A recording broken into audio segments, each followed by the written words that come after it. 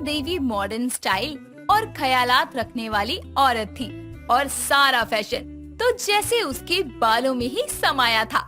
उसे अपने रेशमी घने बालों से बहुत प्यार था, लेकिन वो कभी भी अपने बालों को एक हेयर स्टाइल में नहीं रखती थी। उसे अपने बालों में नए नए हेयर कट्स करवाना बहुत पसंद था। एक दिन वो पार्लर जाकर एक नया हेयर कट लेती है, जिससे उसके बाल लंबे से छोटे होकर कंधों तक हो जाते हैं, जिसे देखकर उसकी बेटी आयशा बोलती है, माँ, आप अपने इतने लंबे घने बाल कहाँ दान कराई? अरे पागल लड़की, दान नहीं किए बाल, मैंने नया हेयर कट करवाया है। देख, लग रही हूँ ना मैं जवान। पर क्यों माँ, इतने अच्छे तो थे आपके बाल, आपको हेयर कट की कोई जरूरत नहीं थी।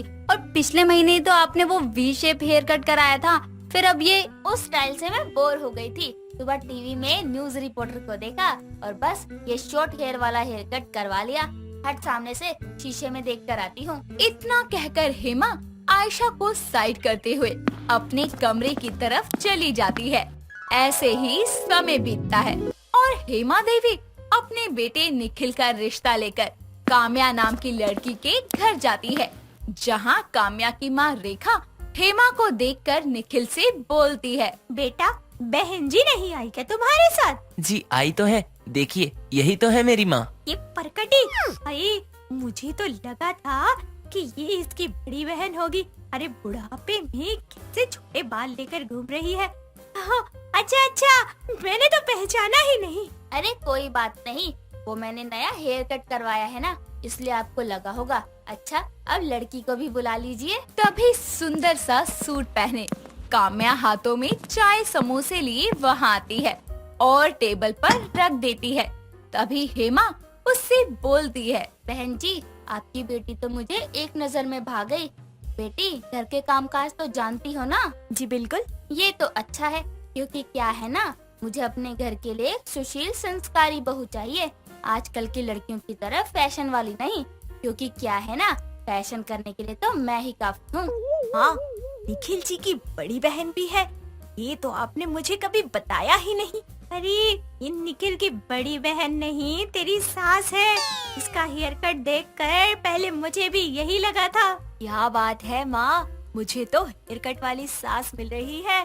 पर कुछ भी कहो, इस हेयर कट में तो ये सच में मुझे भी फेल कर रही है। दोनों पक्ष आपस में बातचीत करके रिश्ता पक्का कर देते हैं और कुछ ही दिनों में दोनों शादी के बंधन में बंध जाते हैं। काम्या भी ससुराल में अपनी सारी जिम्मेदारियां संभाल लेती है। एक दिन हेमा अपनी बहू काम्या से बोलती है, बहू, मैं पार्लर जा रही हूँ, मेरे लिए दोपहर का खाना मत बनाइयो। सासू माँ, आपको पार्लर जाने की क्या ही जरूरत है, आपका फेस तो पहले ही इतना ग्लो कर रहा है। अरे भाभी, ये पार्लर खुद को चमकाने नहीं बल्कि अपने बालों को चमकाने जाती है। फिर से माँ को कोई नया हेयर कट कराने के कीड़े ने काटा होगा, है ना माँ? अपनी चोंच को जरा बंद रख, माँ से कोई ऐसे बात करता है क्या? चल बहू, मैं निकलती हूँ, मुझे लेट हो रहा है। इतना कहकर वो निकल जाती है।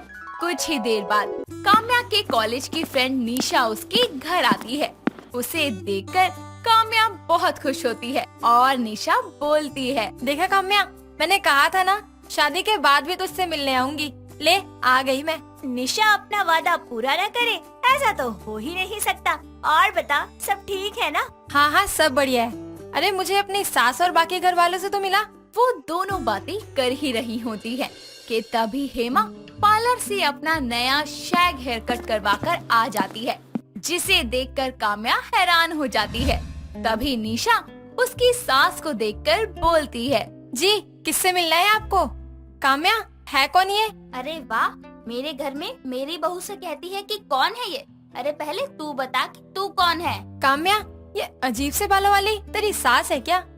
ये बोल निशा, ये मेरी सास है।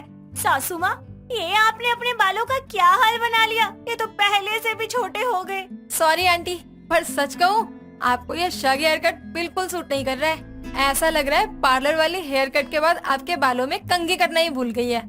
सच कहूँ तो आप बहुत ही ज्यादा फनी लग रही हैं। हाय राम, देखो तो इस लड़की को कैसे बेशर्मों की तरह हंसी जा रही है। अरे आज के जमाने का हेयर कट समझ नहीं आता तो मेरा मजाक बनाएगी। चल काम्या, मैं चलती हूँ, वरना तेरी सास का ये हेयर कट देख के मेरी हंसी बंद नहीं होगी।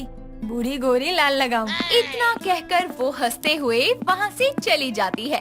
तभी निखिल घर आता है और अपनी माँ के बालों को पीछे से देखकर बोलता है, अरे काम्या, ये घर में अपना उजड़ा चमन लेकर कौन नारी खड़ी है? नालायक, तेरी माँ खड़ी है और तुझे मेरे बाल उजड़े चमन की तरह नजर आ रहे हैं क्या? मम्मा, आपने फिर से नया हेयर कट करवा लिया क्या? चुप रहिए आप, सासू माँ पहले ही गुस्से में है। आप भी कुछ बोलेंगे ना तो वो तो आप पर ही बरस जाएंगी। सासू माँ, आप कमरे में जाइए, मैं खाना वहीं लेकर आती। मुझे नहीं खाना कुछ भी, तू ही ठूस ले।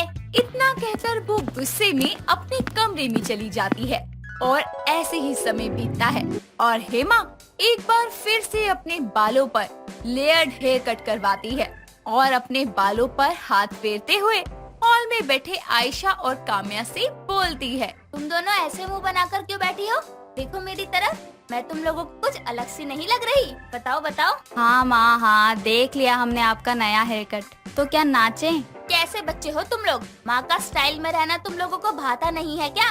ऐसी बात नहीं है सासू माँ, आप हेयर कट करवाइए, हमें कोई दिक्कत नहीं है। लेकिन आप तो थोड़े थोड़े टाइम बाद ही कोई ना कोई नया हेयर कट करवाकर हमारे सामने आ जाती है और कई हेयर कट तो आप पर सूट भी नहीं करते हैं।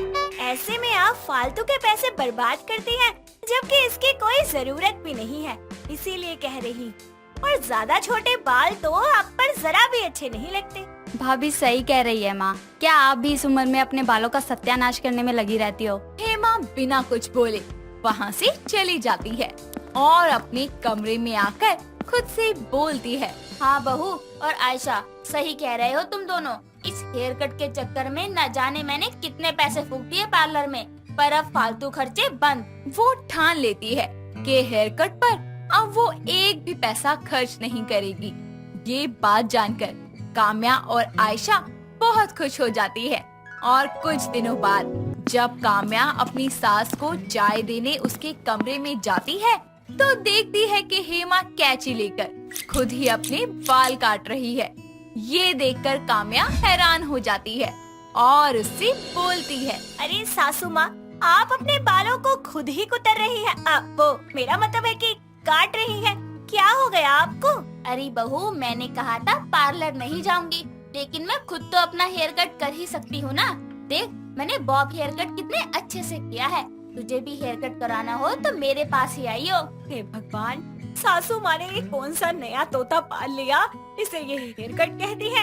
ऐसा लग रहा है कि किसी चूहे ने इनके बालों को कुतर कर चिड़िया का घोंसला बना दिया हो। सासू माँ, आपको नहीं लगता कि आपके बाल को ज्यादा ही कट गए हैं? क्या देखूं तो जरा।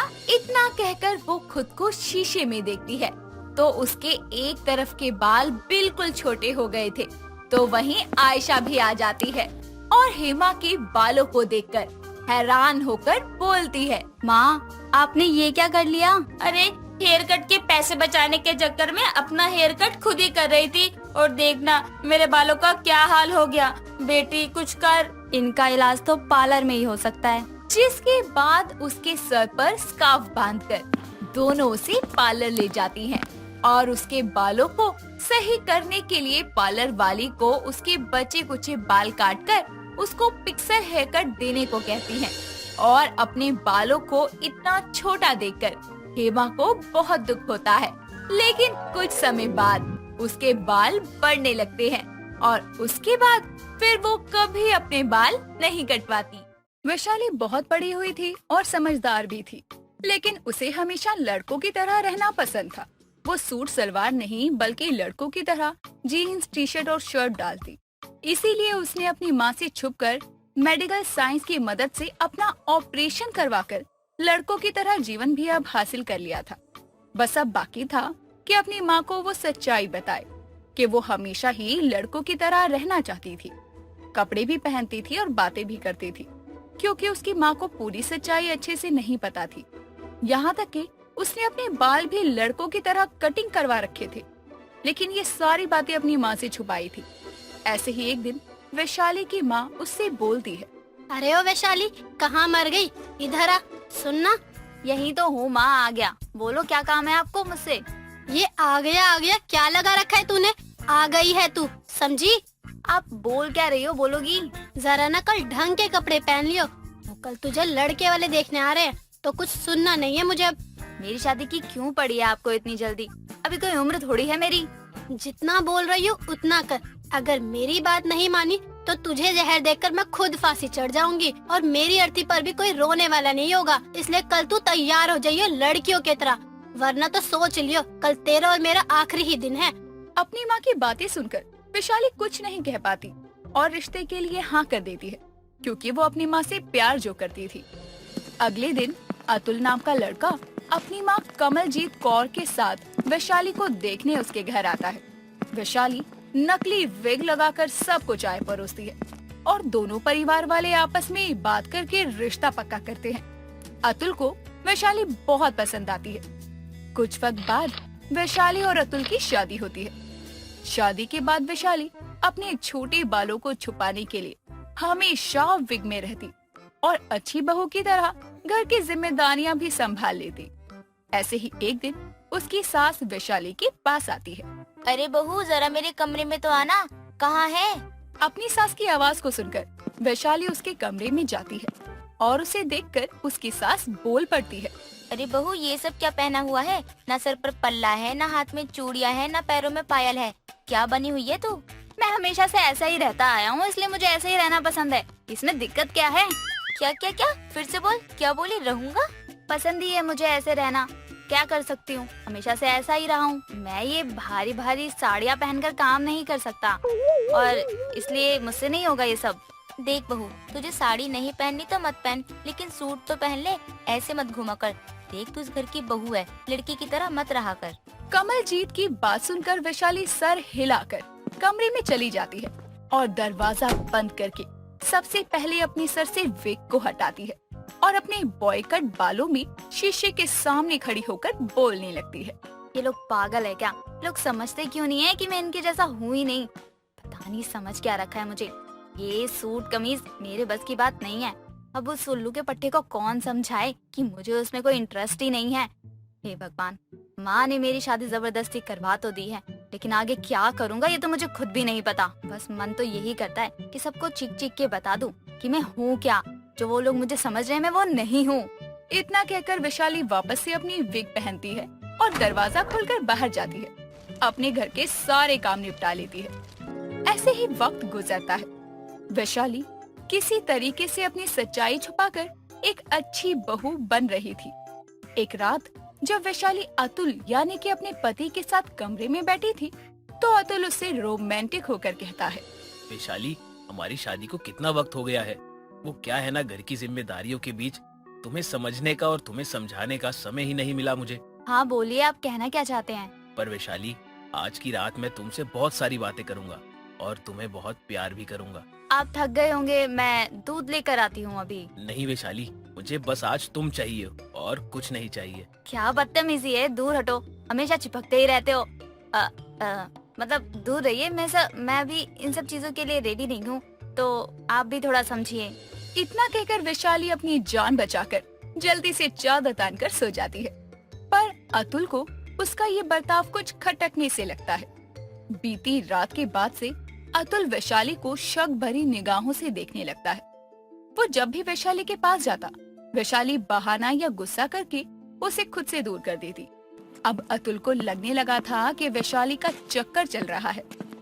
ऐसे ही एक दिन जब घर पर सभी लोग सो रहे थे, तभी आधी रात को अतुल की आंख खुलती है और वो देखता है कि वैशाली उसके पास थी ही नहीं। वो उसे इधर उधर देखने लगता है और दबे पांव हॉल में आता है। वो देखता है तो वैशाली लड़कों की तरह कपड़े पहने, हाथ में सिगरेट को थामी, आराम से सोफे पर पैर पसार कर बैठी सुट्टा मार रही थी। और उस समय तो उसके सर पर उसकी नकली विग भी नहीं थी। तभी वो खुद से बोलती है, ये रोज रोज की झंझट तो अब मुझसे सही नहीं जाती। मन करता है भाग जाऊं कहीं, किसी को कह भी तो नहीं सकता कि मैं क्या हूँ और क्या चाहता हूँ। ये लोग तो बेकार की ही उम्मीद लगा कर बैठे हैं मुझसे, जानते भी नहीं कि मैं लड़का हूँ। शुक्र है इस वक्त मुझे कोई सुन नहीं रहा। वैसे ये विग लगाकर तो मेरे बालों में ना खुजली होने लग गई है। वैशाली का ये रूप देखकर, उसकी बातें सुनकर अतुल के होश उड़ जाते हैं कि जिससे वो अब तक प्यार कर रहा था वो तो लड़की थी ही नहीं। वो बिना कुछ कहे वहाँ से चला जाता है और पूरी रात इस बारे में सोचता है। वैशाली की सच्चाई को सबके सामने लाने का वो फैसला कर लेता है। कुछ देर बाद वैशाली उसके पास आकर सो जाती है।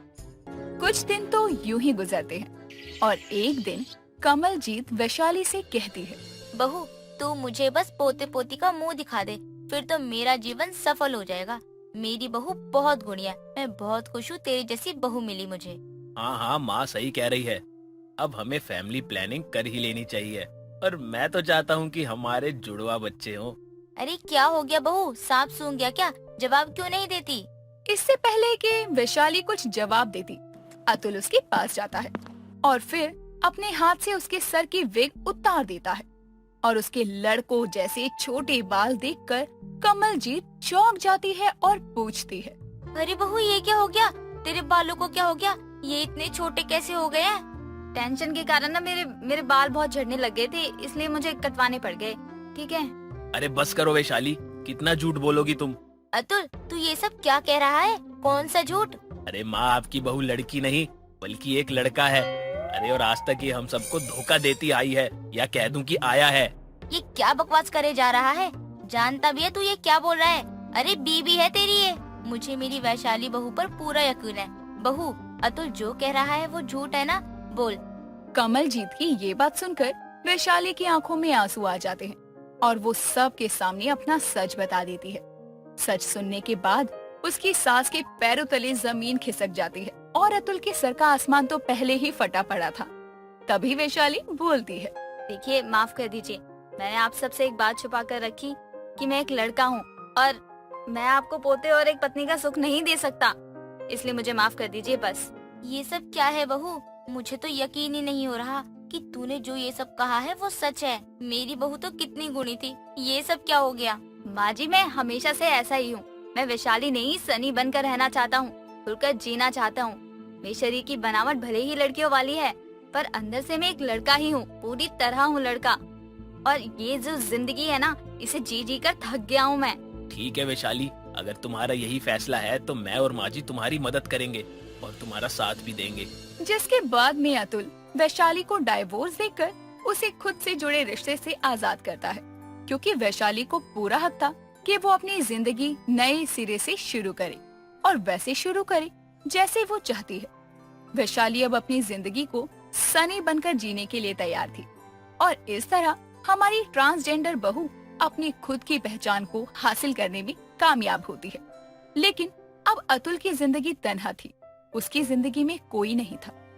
लेकिन उसने अब वैशाली के घर को बसा दिया था, उसे एक नई जिंदगी देकर।